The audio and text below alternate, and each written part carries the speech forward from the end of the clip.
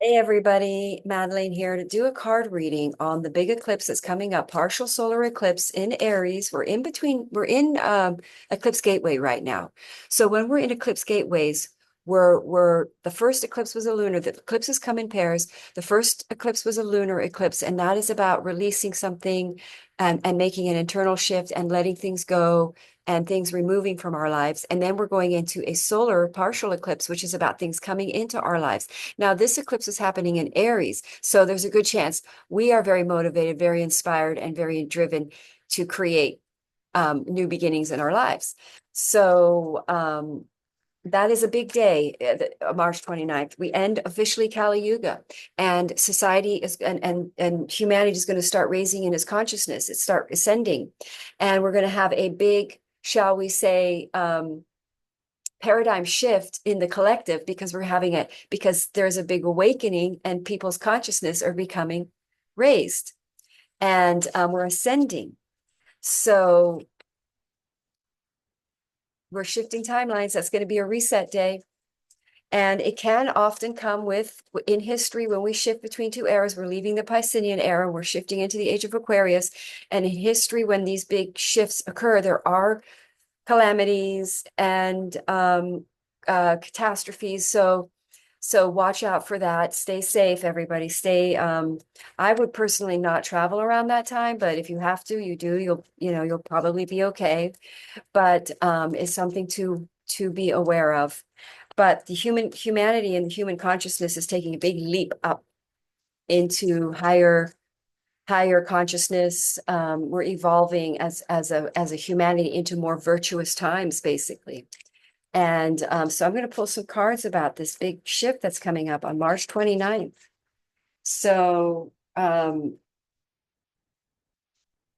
will also share the chart because I want to know if one of the things that is predicted, because it is hitting on the part of the sky that can indicate financial reset as well, a system resetting in the finances, which could show as a potential collapse in the system. But again, anything that collapses in these energies or that goes away is supposed to, because it's not coming with us and it's not a part of the new earth. It's not higher consciousness. So we're shifting to a much higher consciousness era. So anything that isn't a part of that can't come. So the cards that I'm getting really are quite abundant. I'm getting Ace of Pentacles. I mean, sorry, that's the Nine of Pentacles. I also was hitting on the Six of Pentacles. So what does this eclipse bring? Let's see if I can get a clear message on this eclipse. What is this eclipse in Aries? So basically what's happening, wow, I keep getting the Four of Swords on this. Interesting. So I'm basically getting us having humanity being clear on how to go forward. But I mean, in the nakshatra that this eclipse is in is about restoration to peace. So I almost feel like we feel at peace about taking forward. There's the Chariot card. Jupiter is going to be in Cancer coming soon. So basically, it shows that we have an ability to go forward with something, realizing that we're at peace and able to go. So basically, what this means is that we're seeing that we can take something forward and we have peace and calm and seeing that the future, we can see where we're going now and we're at peace with it. So it looks kind of like a good eclipse, actually. And if I share the chart, let's take a look at the chart. What is the bottom of the deck showing us? It is the Aries card. The Emperor is the Aries card. So that shows at the bottom of the deck. So what does it say about that? I'm getting good cards. I'm getting opportunity, financial abundance.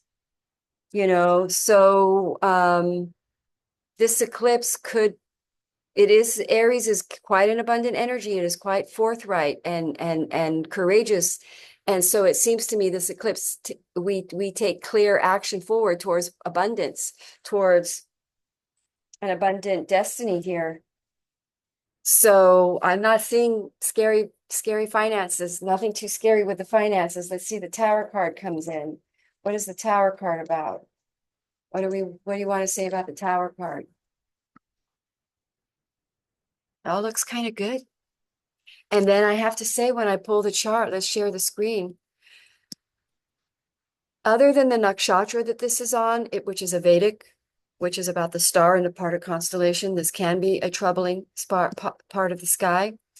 And I will go into more detail about that. Other than that, the chart itself looks really great. Other than that, Mars is ruling the eclipse, because Mars is an Aries eclipse. Mars is in debilitation, which is a volatile, vulnerable energy, and it does make a square to Chiron, exact square. But other than that, we have a really blessed trine sextile to Uranus, which is liberating, which is causing a trine to the south node. So it's almost as though we are taking action towards something in this eclipse that is very liberating, financially very abundant, and letting go of that stress energy. That's why I keep getting the Four of Swords. So it does feel like there is some sort of peace and liberation in this eclipse.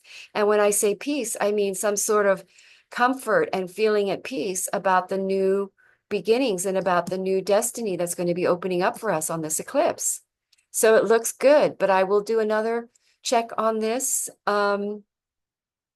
soon, and keep you guys updated as I learn more about this eclipse. All right. Have a wonderful night. Namaste.